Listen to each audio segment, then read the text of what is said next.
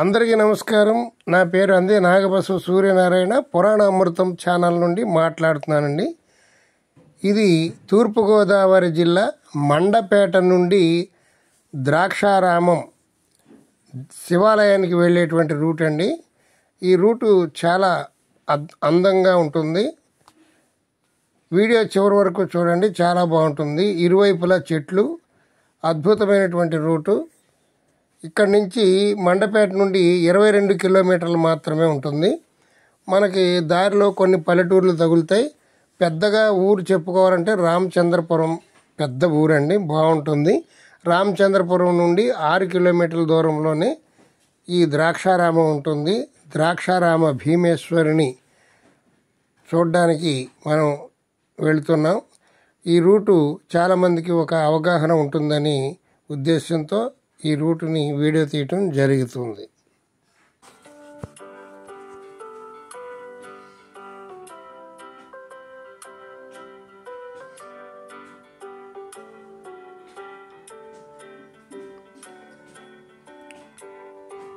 మండపేట నుండి ద్రాక్షారం వెళ్ళడానికి బస్సులు చాలా ఉంటాయండి.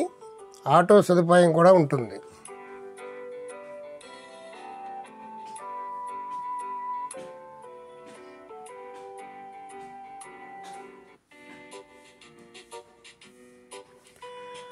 చూడండి, రోడ్డుకి ఇరువైపులా చెట్లు ఎంత గుబురుగా ఉన్నాయో.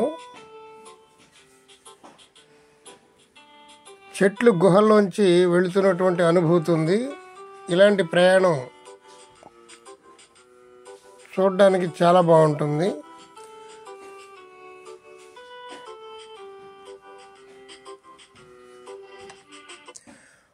పూర్వం రోడ్డుకి ఇరువైపులా చెట్లు ఇలా దట్టంగా నాటి ఉంచేవారు. ఏ రోడ్డు చూసినా ఇలాగే ఉండేది. కానీ వెహికల్స్ ఎక్కువ పెరిగిపోవటం వల్ల మోటార్ సైకిళ్ళు, కార్లు, బస్సులు, లారీలు ప్రతిరోజు కొన్ని వేలు విడుదలవుతూ ఉన్నాయి. వెహికల్స్ పెరిగిపోవటం వల్ల రోడ్లు వెడల్పు చేయవలసినటువంటి పరిస్థితి అవసరం వచ్చింది. ఆ రోడ్డు వెడల్పు చేసే క్రమంలో ఈ రోడ్డుకి ఇరువైపులా ఉన్నటువంటి పెద్ద పెద్ద చెట్లను నరకవలసి వస్తుంది. అందుచేత ఇప్పుడు కొత్తగా ఏర్పడినటువంటి రోడ్లన్నీ కూడా ఎండ వేడికి ప్రయాణం చాలా కష్టంగా ఉంటుంది. ఈ ప్రయాణం చూడండి, ఎంతో ఆహ్లాదకరంగా ఉంది. రోడ్డుకి ఇరువైపులా చెట్లు ఉండడంతో చల్లగా హాయిగా ప్రయాణం సాగిపోతూ ఉంది.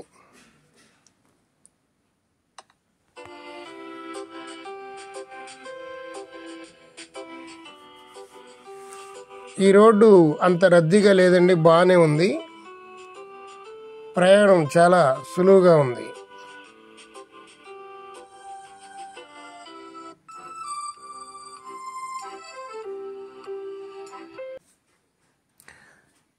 ఈ ద్రాక్షారామం రాజమండ్రి నుండి 45 కిలోమీటర్లు, కాకినాడ నుండి 35 కిలోమీటర్లు ఉంటుంది. దేవస్థానం చాలా అద్భుతంగా ఉంటుంది.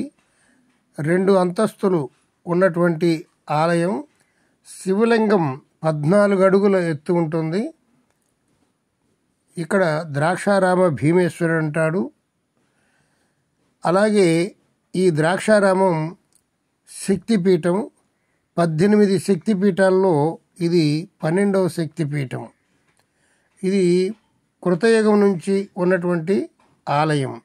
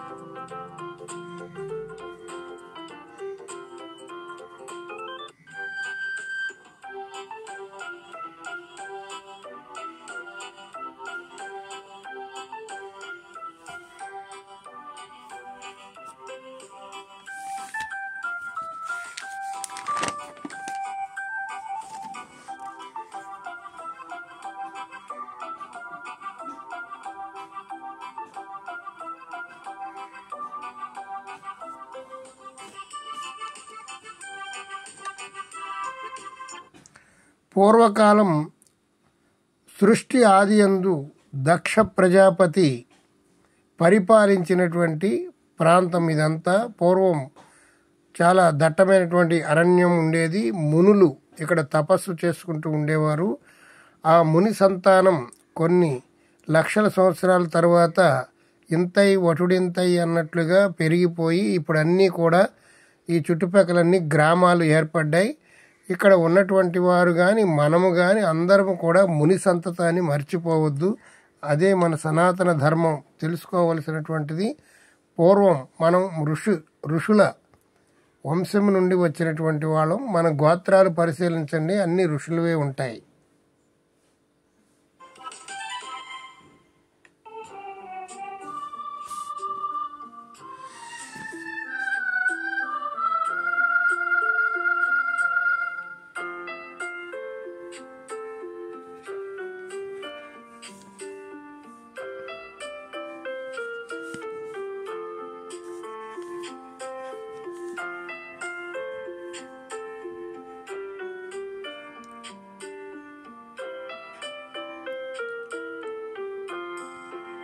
చూడండి, ఈ రోడ్డుకి ఇరువైపులా చెట్లు దట్టంగా ఉండడం వల్ల ఎంత ఎండైనా కానీ మనకి చల్లగా ఉండి హాయిగా ఉంటుంది. ఏసీలో ప్రయాణం చేసినట్టుంది.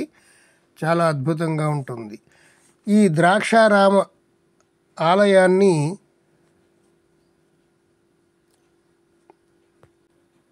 త్రేతాయుగంలో శ్రీరామచంద్రమూర్తి దర్శించారు. అలాగే ద్వాపర యుగంలో శ్రీకృష్ణ పరమాత్మ, అర్జునుడు కూడా ఈ ఆలయానికి వచ్చారు. ఈ ప్రదేశం అంతా తిరిగారు. 16వ శతాబ్దంలో శ్రీకృష్ణదేవరాయలు కూడా ఈ ఆలయానికి వచ్చి ఆ స్వామివారిని దర్శించుకుని వెళ్ళారు. పవిత్రమైనటువంటి ఆలయం.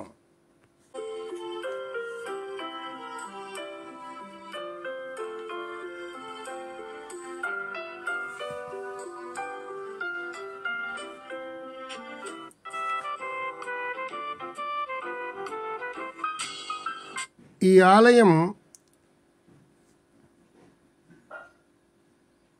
18 శక్తిపీఠాల్లో ఒకటని చెప్పుకున్నాం కదా. అమ్మవారి పార్వతీ అమ్మవారి నాభి స్థానము ఇక్కడ పడిందని చెప్తూ ఉన్నారు. ఇది 12వ శక్తిపీఠం. ఇది దర్శించిన వారికి చాలా పుణ్య ఫలితాలు కలుగుతాయి. చెట్లు చూడండి ఎంత గుబురుగా ఉన్నాయో.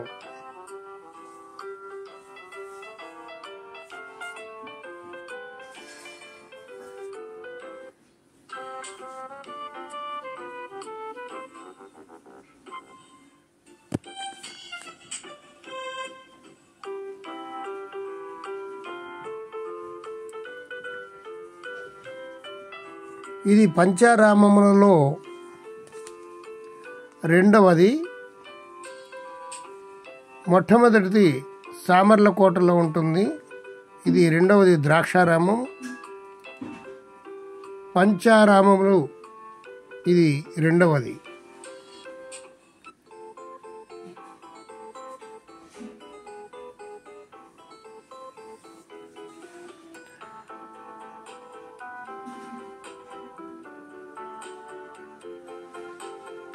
ఇది తూర్పుగోదావరి జిల్లా కోనసీమ మండపేట నుండి ద్రాక్షారం వెళ్ళేటువంటి రూటు. చాలా అందంగా ఉంది కదా.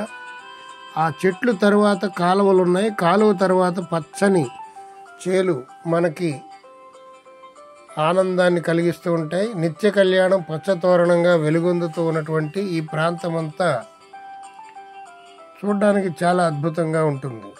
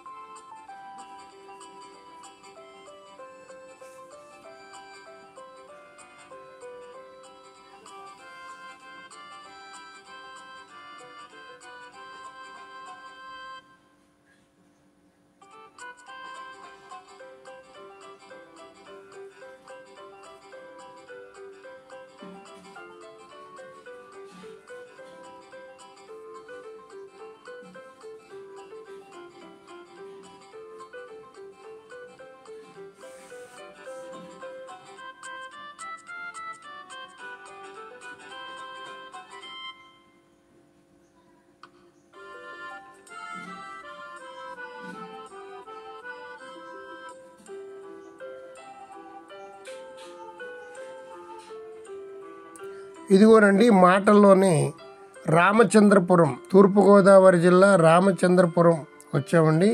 ఇది చాలా పెద్ద సిటీ.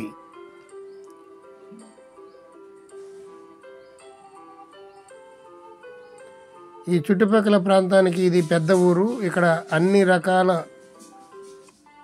వస్తువులు దొరుకుతాయి. ఈ రామచంద్రపురం నుండి సుమారు 6 కిలోమీటర్ల దూరం మాత్రమే ఉంటుంది ద్రాక్షారామం. ఇక మనం ద్రాక్షారామం దగ్గరికి వచ్చేస్తున్నాం.